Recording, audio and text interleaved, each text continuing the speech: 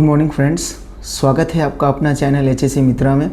तो आज हम एचएससी मित्रा के इस वीडियो में जानने वाले हैं एलईएल और यूईएल के बारे में, और साथ ही हम जानेंगे कि इन दोनों में डिफरेंस क्या है। तो एचएससी मित्रा के इस वीडियो को स्टार्ट करते हैं। सबसे पहले हम देखेंगे कि एलईएल क्या होता है। एलईएल का फुल फॉर्म होता है lower explosive limit. Lower explosive limit means जिसका मिनिमम कॉन्सेंट्रेशन है उसको आग लगने के लिए अगर उसको सोर्स ऑफ इग्निशन प्रोवाइड किया जाए, उस कॉन्सेंट्रेशन में वो आग पकड़ लेती है, यानी कि फायर कैच हो जाता है, यानी कि वो उसका लोअर एक्सप्लोजिव लिमिट हो गया।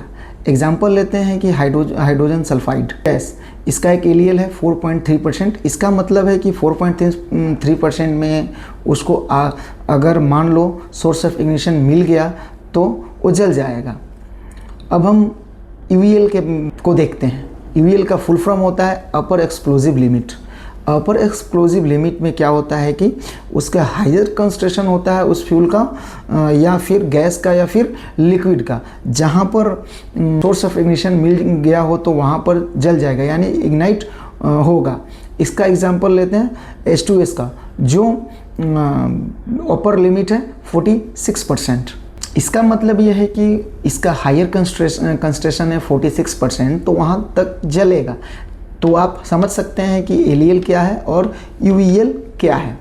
आपको ये बात ध्यान में रखनी है कि एलईएल यानी कि उसमें मिनिमम कंसंट्रेशन होता है उस फ्यूल का, उस गैस का, उस लिक्विड का, जिसमें सोर्स ऑफ इग्निशन अगर मिल जाए तो इग्नाइट होगा, यानी जलेगा।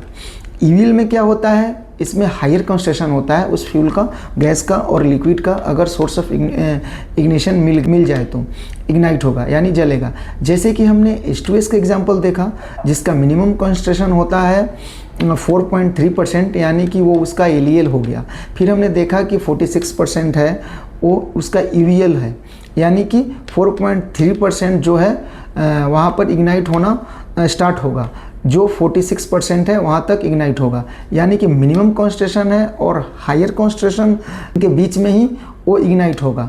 तो इसमें आपको जानना ज़रूरी है कि 4.3% से कॉन्सेंट्रेशन अगर मान लो उसका कम है तो इग्नाइट नहीं होगा यहाँ फिर, या फिर 46% से उसका कॉन्सेंट्रेशन है तभी वो इग्नाइट नहीं होगा।